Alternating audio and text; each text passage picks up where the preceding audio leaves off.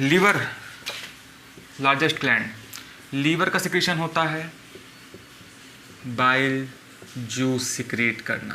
क्या है भैया? Bile juice. ठीक है, बहुत ध्यान देना, याद करने लायक चीज़ है। It helps in emulsification of fat,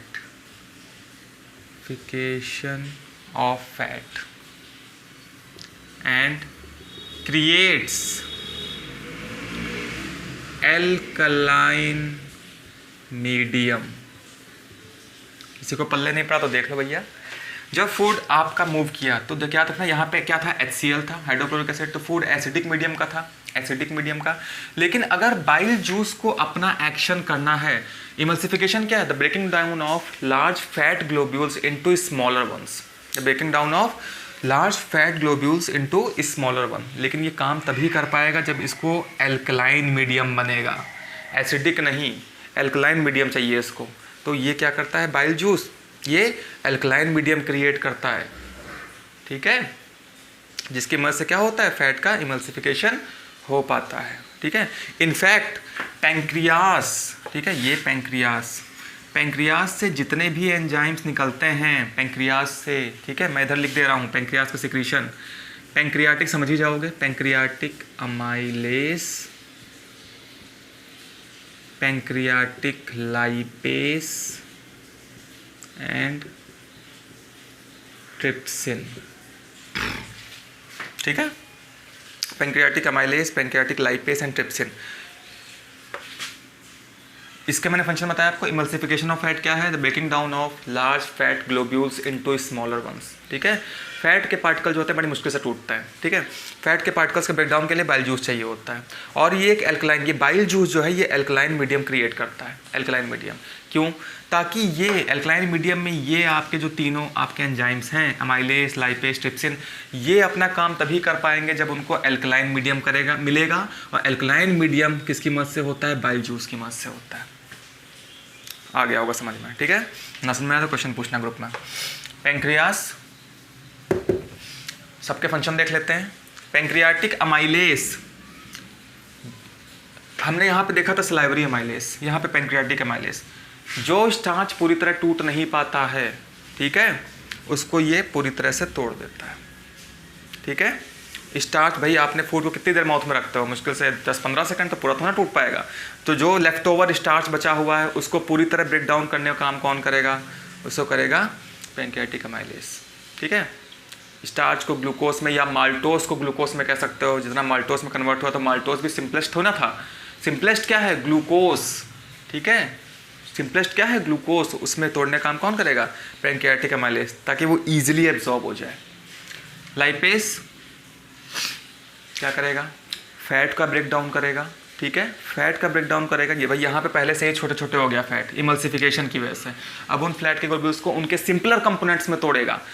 fat के सिंपलर कंपोनेंट्स क्या है? फैट के सिंपलर कंपोनेंट्स हैं fatty acid and glycerol. Fat किस में टूट रहा है? फैटी एसिड और ग्लिसरॉल। इसका मतलब ये सिंपलर कंपोनेंट्स हैं, जब जुड़ते हैं तो कॉम्प्लेक्स कंपोनेंट फैट होता है। लेकिन किसने? पैंक्रियाटिक लाइपेस, लिपिड फैट का मॉलिक्यूल होता है, याद रखो। पैंक्रियाटिक लाइपेस किसे कन्वर्ट कर रहा है? यहाँ लिख देता हूँ, पैंक्रियाटिक लाइपेस किसे कन्वर्ट कर रहा है? फैट को, फैटी एसिड और ग्लिसरॉल, उनके सिंपलर कंपोनेंट्स में। अब ये इसलिए एब्जॉर्ब हो जाएंगे। ऐसे ही ट्रिप्सिन, ठीक है, किस में कन्वर्ट कर देगा? Peptides and polypeptide. पेप्टाइड मैंने भी आपको बताया था। ठीक है, पेप्टाइड मतलब अमीनो एसिड के कुछ आपके पार्टिकल जो है वो आपके जुड़े हुए हैं, बॉन्ड से। ठीक है, पॉलीपेप्टाइड, अगर कुछ पेप्टाइड मिल जाते हैं तो पॉलीपेप्टाइड कहलाता है। पेप्टाइड, सपोज ये है कई पेप्टाइड्स, ये एक पेप्टाइड है, कुछ अमीनो एसिड मिले हुए हैं। ये एक पेप्टाइड है, कुछ अमीनो एसिड मिले हुए हैं। अब इनके बीच में अगर जोड़ी बनने लगी, बॉन्ड बनने लगा, तो ये पॉलीपेप्टाइड हो गया। समझ गए? कोई पूछेगा नहीं। ठीक है, अब क्या करें, समझाना है। Peptides and polypeptide. ठीक है, बात समझ में आई? कुछ तो ये टूट गए थे, कहाँ? स्टमक में, इस फॉर्म में। किसकी मदद से? आपका पेप्सिनोजेन, पेप्सिन की मदद से। देन यहाँ पे जब ट्रिप्सिन अपना काम करेगा, कौन करेगा? ट्रिप्सिन। तो ये पूरी तरह टूट जाएंगे अपने सिंपलेस्ट फॉर्म अमीनो एसिड में, ठीक है, अमीनो एसिड में टूट जाएंगे। तो आप देखो ध्यान से, कहाँ पे जूस गिर रहे हैं, ड्यूडेनम पार्ट में, ठीक है। और यहाँ पे आपको ये जो दिख रहा है ये क्या है, ये है गाल ब्लैडर। बाइल जूस लगातार सिक्रीट होता है तो ये अपने अंदर स्टोर करके रखता है, ठीक है, गाल ब्लैडर स्टोर करके रखता है जो लीवर से बाइल जूस निकलता है, ठीक है। अब ये गाल ब्लैडर, ये जो पाइप दिख रहा है इसे सिस्टिक डक्ट कहते हैं, लीवर से जा रहा है इसको हिपैटिक डक्ट कहते हैं, देन इसको पेंक्रियास से मिलता है। तो ये सब आपके कोर्स में नहीं है, मुझे नहीं लगता ऐसा है, ठीक है। तो फिर भी सुन लो यार, गाल ब्लैडर से जो सिक्रीशन निकलेगा तो जो डक्ट या पाइप से जा रहा है, ये देखो इसे कहते हैं cystic duct, CYSTIC, cystic duct. जो लीवर से पाइप जा रहा है, लीवर से ये वाला, इसे कहते हैं हिपैटिक डक्ट, ठीक है। देन आपका ये मिल जाता है, जब ये मिल जाते हैं दोनों, ठीक है, तो इसे बोलते हैं, ये जो जा रहा है इसे बोलते हैं common bile duct, common bile duct.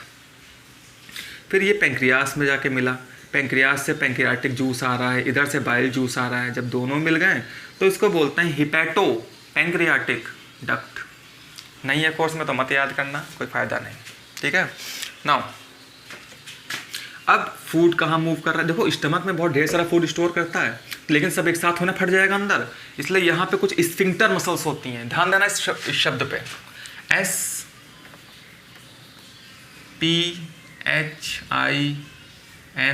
SPHINCTER, sphincter muscles, circular muscles होती हैं, जैसे यहाँ पे सर्कुलर मसल्स हैं। तो क्या करेंगे, फूड को धीमे धीमे नीचे छोड़ेंगे, क्योंकि इतना फूड अगर एकदम से नीचे स्मॉल इंटेस्टाइन में तो बहुत नैरो है, बहुत पतली है, फट जाएगी, ठीक है। इसलिए धीमे धीमे फूड नीचे मूव करता है, किससे रेगुलेट होता है, स्फिंक्टर मसल से, ठीक है।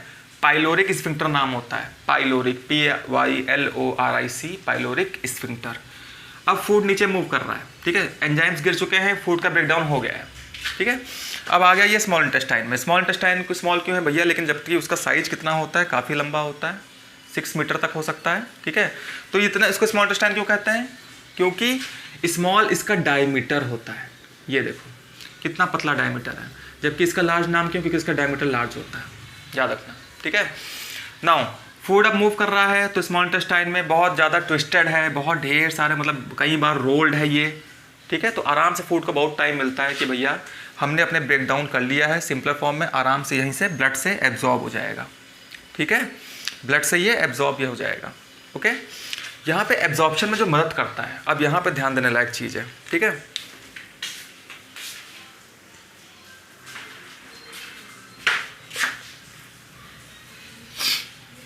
एब्जॉर्प्शन में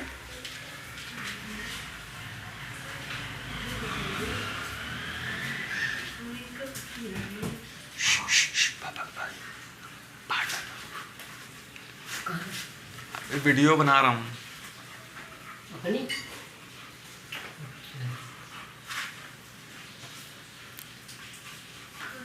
तो स्मॉल इंटेस्टाइन को जब हम ध्यान से देखेंगे, ठीक है, तो हमको क्या दिखाई देंगे, ऐसे कुछ स्ट्रक्चर दिखाई देंगे। आपको पता है इसका नाम क्या, अब मैं इस एक को जूम कर रहा हूँ तो हमको दिखाई देगा ऐसा स्ट्रक्चर, ठीक है। बहुत ढेर सारे होते हैं, विलाई, माइक्रोविलाई, इसका नाम है विलाय। जो ब्रेक डाउन हो गया है फूड का, जैसे मैं यहाँ पे बना के दिखा रहा हूँ आपको, ऐसे ऐसे होते हैं अंदर की तरफ, ठीक है। तो ये जो होते हैं ये क्या करते हैं, सरफेस एरिया को और बढ़ा देते हैं, ठीक है। मैंने तुम्हारे सामने 2 तार बनाए, एक ये है और एक ये है। कौन सा ज़्यादा लंबा है आपको पता है, ये ज़्यादा लंबा है ना, क्योंकि इसे ओपन करोगे तो इससे ज़्यादा लेंथ में चला जाएगा। वैसे ये क्या कर रहा है, सरफेस एरिया को बढ़ा देता है, काफ़ी ज़्यादा बढ़ा देता है, ठीक है। तो ईजिली एब्जॉर्प्शन होना शुरू हो जाता है, क्लियर। तो ये पूरे में प्रेजेंट होता है विलाई, ओके। विलाई में चारों तरफ क्या होता है और क्या स्पेशल होता है, विलाई बिल्कुल एकदम सिंगल सेल एपिथेलियम का होता है, it's made up of single cell epithelium. Wall जितनी पतली होगी एब्जॉर्प्शन में उतना ही आसानी होगी, ठीक है। इसीलिए आपकी बॉडी में जहाँ भी बहुत ही पतली लेयर है एपिथेलियम की, वहीं पे एब्जॉर्प्शन होता है। तो यहाँ से ऐसे फूड पार्टिकल है, मान लो कि सपोज ये अमीनो एसिड है, तो ईजिली आपका एब्जॉर्ब हो जाएगा और यहाँ से ब्लड के थ्रू मूव कर जाएगा, ठीक है। चलो, तो ये फूड आगे मूव किया, आपको पता है 3 पार्ट, ड्यूडेनम, जेजुनम, इलियम, और फूड मूव करके लार्ज इंटेस्टाइन में पहुंच जाएगा। ठीक है, ये लार्ज इंटेस्टाइन में पहुंच गया। ओके, अब यहाँ पे जितना डाइजेशन होना था हो चुका, सॉरी हाँ, डाइजेशन एब्जॉर्प्शन दोनों हो चुका है। क्योंकि अगर आपसे क्वेश्चन आता है the site of complete digestion, site of complete digestion क्या है? Small intestine. उसमें भी कोई बहुत ज़्यादा डिटेल पूछे तो इलियम। ठीक है, डाइजेशन हो गया, अब क्या है? Undigested food along with lots of water आ जाता है लार्ज इंटेस्टाइन। ये जो मैंने चुइयाँ सा बना रखा है इसका नाम है अपेंडिक्स। इसकी वजह से बीमारी हो सकती है अपेंडिसाइटिस। क्यों मामा? अपेंडिसाइटिस। ठीक है, और जब कोई टुकड़ा फंसता है, यहाँ पे कोई टुकड़ा फंस जाता है, मान लो चावल का कोई दाना है या कुछ भी है जो फंस गया यहाँ पे सही से डाइजेस्ट नहीं हो पाया, तो इसमें स्वेलिंग आ जाती है और बहुत दर्द होता है। कोई दिक्कत नहीं है, आजकल लेज़र बीम से इसको काट के निकाल दिया जाता है। वैसे भी ये एक वेस्टिजियल ऑर्गन है, वेस्टिजियल ऑर्गन जो हमारी बॉडी में प्रेजेंट है, लेकिन उनका भी कोई काम नहीं है। ठीक है, तो ये अपेंडिक्स कहलाता है।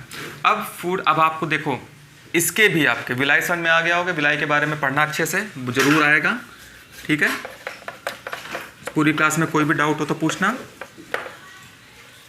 नाउ अब फूड मूव कर रहा है तो ये आपको दिख रहा है। अब लार्ज इंटेस्टाइन के भी 3 पार्ट होते हैं। ठीक है, सीकम, ये इतना पार्ट सीकम है। उसके बाद चालू होता है कोलन, COLON।